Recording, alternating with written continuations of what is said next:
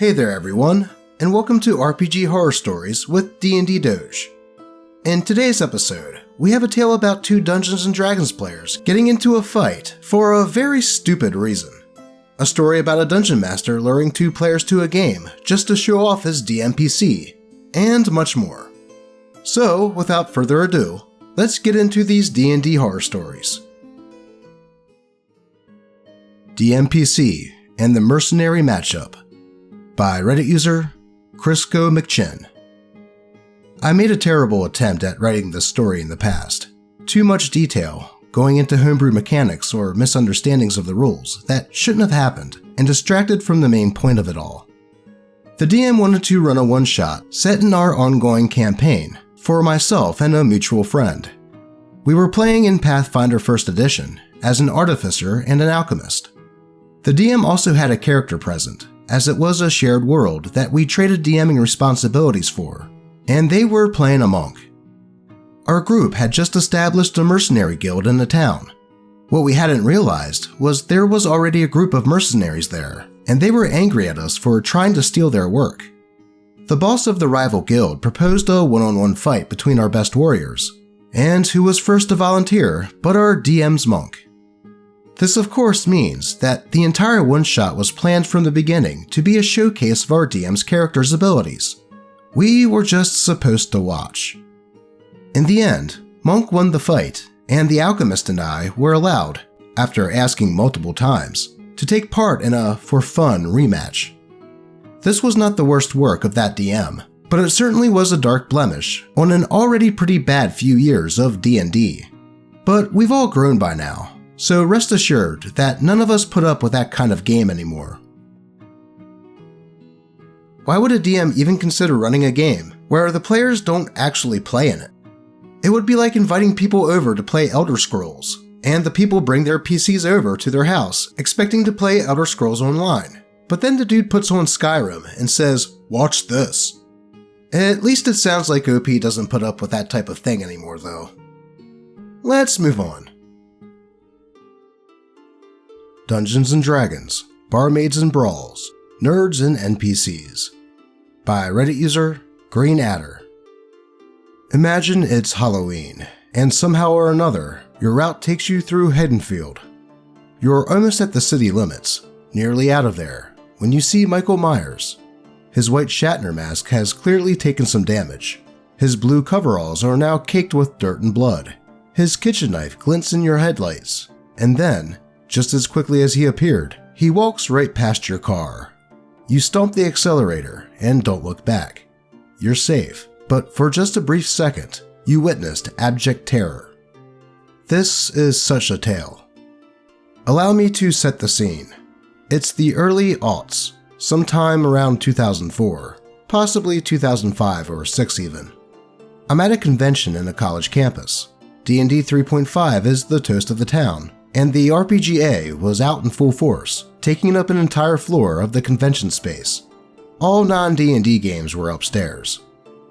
While I was an occasional advanced Dungeons & Dragons player back in those days, I had never actually tried out 3.5, so off I went downstairs with a free RPGA membership card and a blank character sheet.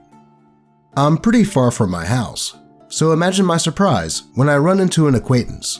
We weren't the best pals, but we traveled in the same circles. Let's just call this guy Dave.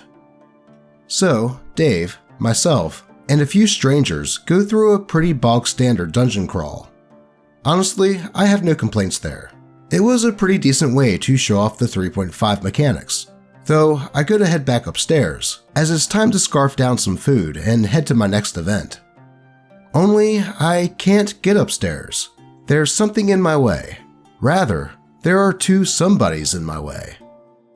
A man in a button-down Goku shirt is speaking very angrily to a man wearing a full print dragon t-shirt, and they're getting louder. I'm seeing finger pointing, chest poking, and spittle flying from screaming lips. I'm hearing expletives and name calling, and I have nowhere to go except straight past them, back into the D&D room that I just left, or through the fire escape door, which would cause an alarm sound. Now, I've seen behavior like this before, but usually it's from people who have been overserved alcohol at a fair or a carnival. In those cases, inevitably somebody would doff his shirt and pounce upon the other party. But both of these men were presumably sober, and neither seemed willing to escalate the situation beyond its current state. Plus, thankfully, mercifully, both shirts stayed on. At this point, about 10 people were standing in the hallway, all waiting for these two guys to move so we could make our way upstairs. Goku Shirt Man seemingly gained at least a modicum of self-awareness and yelled, "I don't have time for this, she's mine." With that apparently final word, he stormed back into another one of the D&D rooms, with Dragon Shirt Man following angrily behind. I wanted a burger, but I also had to know, what in the? Dave shows up and guffaws. "You don't know?" I reiterated that I was clueless. "They're arguing over a woman." That much seemed clear from the "she's mine" declaration, but it had not yet occurred to me why this would be funny. Who was this nerdy goddess? She must really be something, right? I'll bet whoever she is, she probably plays some sort of multi-class character when she's not DMing her own amazing homebrew campaign. Dave laughs even harder. At this point, he's beet red, holding in tears, and cackling maniacally. He stammers out the next handful of words between giggles. She's a barmaid." And then he says, "An NPC barmaid." He then takes a really deep breath. "She's not even real." I start laughing too. To quote the Six-Fingered Man, I think that's about the worst thing I've ever heard. How marvelous. And at this point, I realize we're walking right past the doorway. Goku Shirt Man and Dragon Shirt Man have stopped their argument, at least long enough to glare at Dave and myself. Remember when I mentioned driving right past Mr. Myers? Their combined nerd rage stare was giving off a similar aura. But nothing further comes of it. We head upstairs, Dave and I eat some Burger King, and we enjoy the rest of the convention. At a certain point, I did ask the obvious question. If she's not real, why didn't the DM just give her a twin sister or something? But every once in a while, when people start taking tabletop stuff too seriously, I think about those two guys. Then I take a deep breath, and I realize to never let myself get that wound up about a game.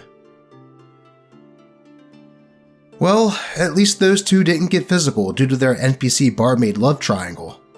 Now, I know that it is fun and good to really get into the game while playing an RPG like D&D, but there is a point of taking things a bit too far, like arguing with another player to the point of almost getting violent over a non-existent woman.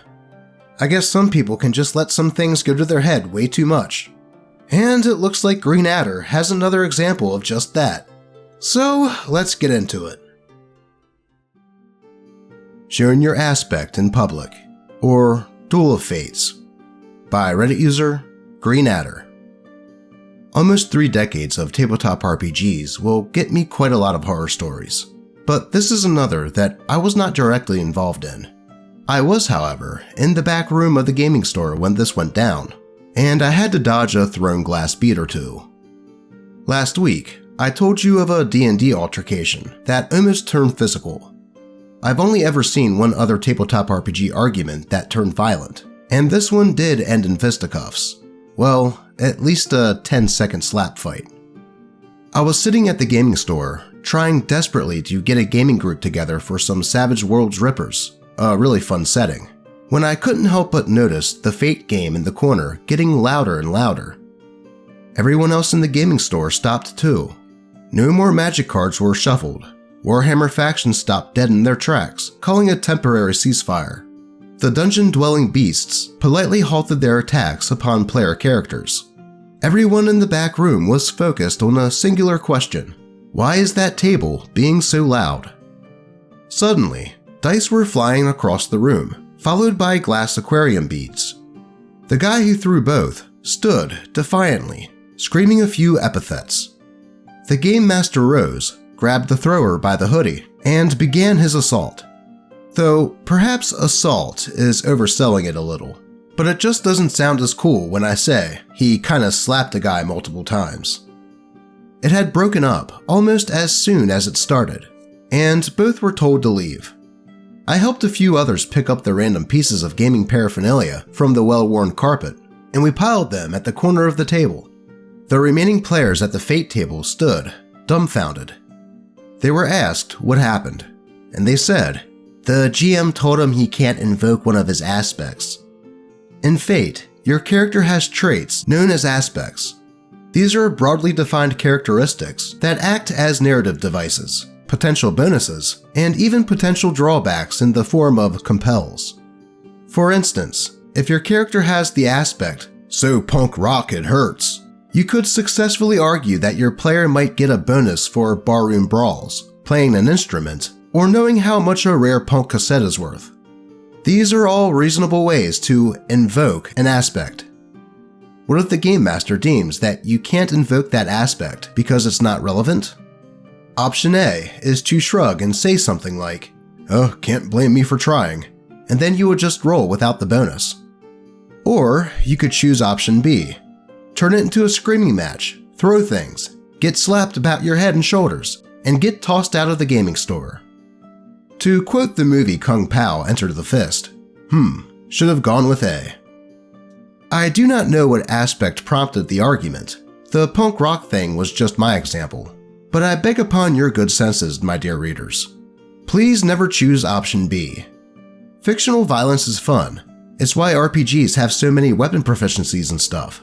It's why John Wick doesn't just settle his disputes with a cup of tea and a hearty debate. But real violence? Not so much. There's always a better way to handle disagreements, especially at the gaming table. And I never did get that game of Rippers together. Such a pity. Well, I couldn't say that better myself. While tabletop RPGs can be really engaging and can get a bit tense at times, at the end of the day, it is just a game. I can understand getting a bit peeved over a rolling here and there, but to take it to the level of physical altercation is just not worth it. But unfortunately, with any type of community, you will always have a turd among the chocolates. But before we move on, Sleepy Simba would like you to like the video, leave a comment, and subscribe to the channel.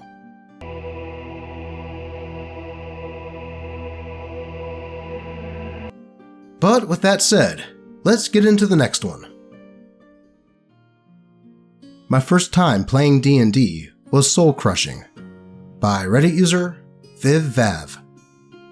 For a few years, as a kid, I went to a performing arts camp. The way things worked there was that in addition to meals and the planned nightly activities, we had 6 activities a day. 3 of them were majors that you would do every day for the 3-week session that you were at camp for. If you were in a play or musical, that was one of them. And there were 3 electives that you'd choose during breakfast. When I was 13, I knew a kid named Jeff who convinced the camp to try out D&D as one of the electives. And there were older counselors. Keep in mind, most counselors were just older teens, who would be running the game. I'd heard of D&D before, but never actually played it, and I really wanted to try it out. So I start signing up for D&D as part of the trial group. This would have been 2006. So we were running 3.5, I think. It took us a couple of days of prep work, as an activity session was like an hour or 2 at camp, before we started playing. First, just being taught some of the basics, and then getting into character creation. The counselor that walked me through making my character was super nice. I was making a human paladin because I wanted to be like the ultimate good guy, and he was helpful in making me understand the system and rolling my stats and everything. I got really lucky on some of my rolls, and he said, "Dude, you're a tank." And though I'd never heard tank in an RPG context before, I immediately understood what he meant and was super excited to be the tank. Unfortunately, that nice guy was not the dungeon master. The DM was the surly-looking neckbeard of an older teen who just showed us no mercy. We started on a boat and were attacked by some monster, like a sea ogre or something, and we're a level 1 party. It was 17 years ago, so I don't have perfect recall, but this is basically how I remember it going. My paladin charges in to face the monster head on. My paladin gets hurt by the thing and put into a headlock. Some spellcaster in the party tries some kind of spell on the monster, has a bad roll of some kind, and I get hit by the spell too, or maybe even instead of the ogre. The ogre kills my paladin, rips off my head, and tosses my torn apart body into the sea. This all took 2 turns. I'd spent 2 or 3 days learning about D&D, building my character, and getting so excited to play. And then the DM kills me in the first couple of turns of my very first session ever. I straight up started crying and walked away from the table. Jeff came up to me with my character sheet and said that I should keep it so I could play the character somewhere else, even though he died in this campaign. But it wasn't like I knew anyone back home who played, so I didn't. And I didn't play D&D again for about 6 or 7 years. I don't know what happened to the rest of the party, or D&D being an activity at the camp after that. I never asked or heard about it from that point on. It sure sucked for that to happen as a kid though. Yeah, I always hate it when I hear stories like this, when a player's first time is just awful because of one asshat, and then they avoid the hobby for years. That had to seriously suck to have spent days making a character and getting psyched for a game, only for some butthead of an older teen to rip that fun right out from under you. No wonder OP waited for so long to try again. But I am glad to hear that they eventually gave it another shot. Let's move on.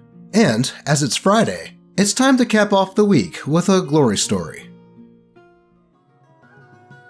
Never have I had an item of my own creation weaponized against me so effectively. By Reddit user Pippin McBlizzy. I DM a campaign in which I gave every character a homebrew mystery potion, which they would have to use Identified to discover the effects. The potion only has the name on the bottle to give a hint as to what it does. I truthfully assured my players that consuming the potions would not damage them, but it will have an effect on you that may or may not be useful in different situations. A few sessions ago, the level 5 party was in an intense battle. They were fighting a hag coven and a cambion in a tower, while 2 NPCs that were previously taken hostage were making death saving throws on the bottom floor. Axel, the group's bard, thought that now would be a great opportunity to drink his mystery potion instead of casting Healing Word on one of the dying NPCs. I thought that that was the absolute worst decision in the moment, but I would soon find out how wrong I was. His potion was called Jambalaya Jamboree, and it makes any item you touch turn into a bowl of jambalaya with a spoon. Immediately upon consumption, he turns his spear into a bowl of jambalaya. He spends his next turn touching the shirt and skin of the now dead NPC on the tower floor. The shirt turns into jambalaya, but the dead body did not, as it is not an item. I gave this information freely to the bard as a result of him spending his turn to experiment, and this is where my bard's creativity went beyond bounds I never imagined possible. The situation at this point was tense. The party was low on HP and had dispatched the hags, but the cambion was still unscathed and had charmed a beloved NPC named Ilmar to fight against the party. The party is chipping away at the cambion's health, but Ilmar dealt a fatal blow that dropped our fighter to 0. Me, Axel, your fighter just went down by the hand of your friend, and the cambion is still alive and well. What do you do? Axel, I touch Ilmar's weapon. Me, roll, acrobatics, in order to try to touch the weapon while he's trying to avoid you.